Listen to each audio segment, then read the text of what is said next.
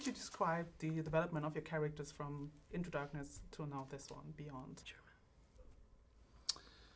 How would I describe it? I would say it was actually probably the version of McCoy in Beyond is probably the most well-defined version of the character in the last two films, all three films put together.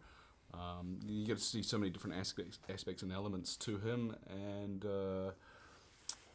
his relationship with Kirk is not an inferred friendship. And I get to spend this most of the film with Spock, which is an interesting coupling, shall we say?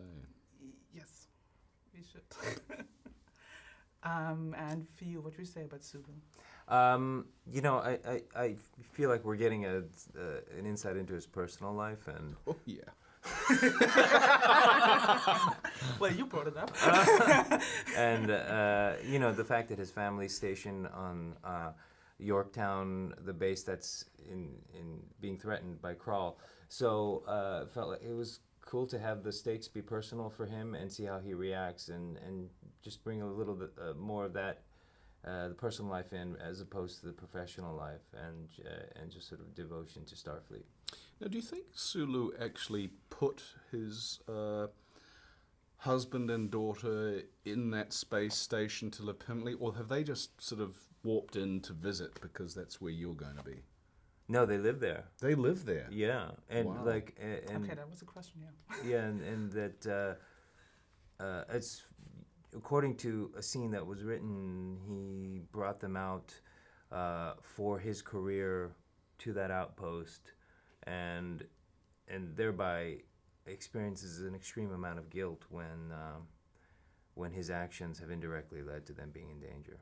Sophia, how is it for you? Just pretend the guys are not sitting next to you the first day on set in full costume, seeing everybody there. I met them before we started filming, and it was very easy. I was a bit nervous about it, and because they're established actors, and I watched them before I even started acting, and admired them, and then I was naturally nervous, but they made it all easy for me, and they were very welcoming, kind, nice, and fun. It's because she has little curls. Little curls. Very little curls right there. Tiny. For all of you, what's your favorite moment in the movie? What's your favorite scene? Maybe while filming, and also when you now see it on screen. It's hard, I don't. This filming experience was very particular. We shot in Vancouver, and it's the first time we were away from Los Angeles, where we shot the first two. And I think I don't want to speak for everybody, but really the best part of our gang is that we are kind of a gang, and we have a lot of fun. We probably have more fun offset than we do on, and we take that humor and ease onto the set. So I think really the 4 or 5 months that we spent shooting it collectively together was my favorite part of the whole experience. For you as well? Yeah, I would say so. I mean, the experience